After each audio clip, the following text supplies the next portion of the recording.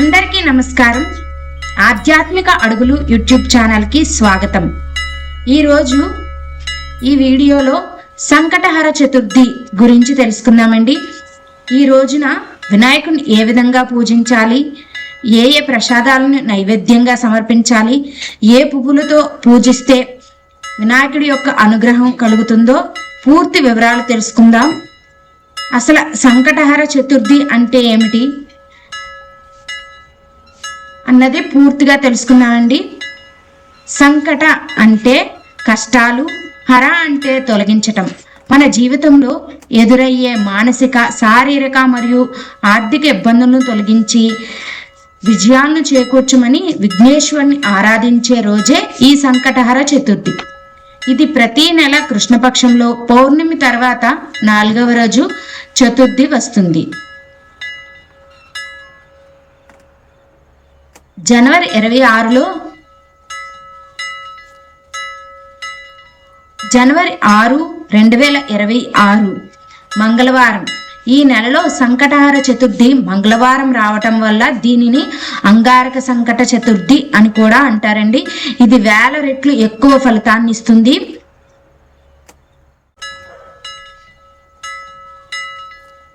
పూజా విధానం: శుచి.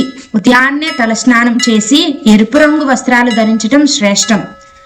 సంకల్పం: నా కష్టాలు తొలగిపోవాలి అని మనసులో తలుచుకొని గణపతికి నమస్కరించాలి. అభిషేకం: గణపతికి విగ్రహానికి నీరు, పాలు లేదా పంచామృతాలతో అభిషేకం చేయడం చాలా శ్రేష్టం. పూజ: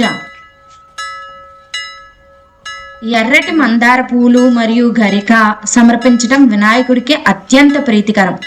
నైవేద్యం: ఉండరాళ్ళు, మోదకులు, బెల్లం లేదా అరటిపండ్లు నైవేద్యం పెట్టాలి. చంద్రదర్శనం: రాత్రి చంద్రోదయం అయ్యాక చంద్రుణ్ణి చూసి ఆగ్యం ఇచ్చి పూజ ముగించాలి. పాటించవలసిన నియమాలు: ఉపవాసం ఉదయం నుండి రాత్రి చంద్రదర్శనం వరకు ఉపవాసం ఉండాలండి. ఆరోగ్యం సహకరించిన వాళ్ళు పళ్ళు లేదా పాలు తీసుకోవచ్చు.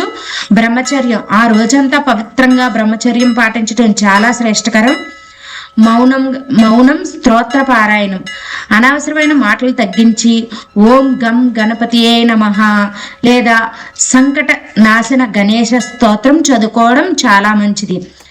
వీలైతే దానం, పేదలకు లేదా బ్రాహ్మణులకు అన్నదానం చేయటం వల్ల పుణ్యఫలం లభిస్తుంది. ఒక మంచి మాట: సంకటహర సూక్తి.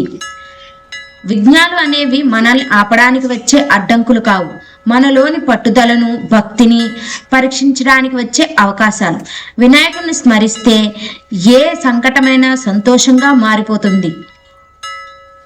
ముఖ్యమైన విశ్లేషణ: అధిదేవత. ఈ వ్రతానికి అధిదేవత వినాయకుడు. ప్రతి నెలలో వచ్చే చతుర్థికి ఒక్కో పేరు ఉంటుంది. అంగారక, దుర్వ గణపతి చతుర్థి అన్న పేర్లు ఉంటాయి. ఈ రోజు పూజలో చంద్రుడికి ఇచ్చే ఆగ్యం చాలా ముఖ్యం.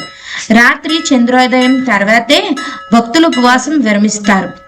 సంకటహర చతుర్థి గనుక మంగళవారం వస్తే దానిని అంగారక చతుర్థి అని కూడా అంటారు. ఇది అత్యంత శక్తివంతమైనదిగా పురాణాలు చెప్తున్నాయి.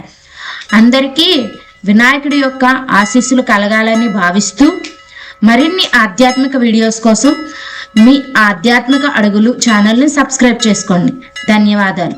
ఈ వీడియో నచ్చితే లైక్ చేయండి, షేర్ చేయండి, సబ్స్క్రైబ్ చేయండి.